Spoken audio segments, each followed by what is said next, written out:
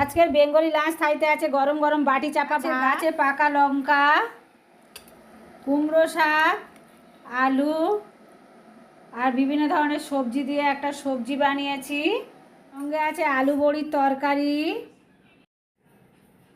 নোটে শাকের ডাঁটা, লাউ, ডাল দিয়ে মুগের ডাল দিয়ে বানিয়েছি। আছে মোচা চিংড়ির তরকারি,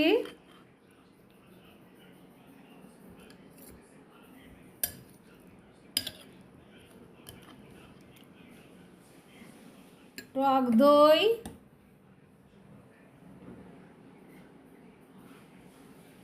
আছে আমের চাটনি।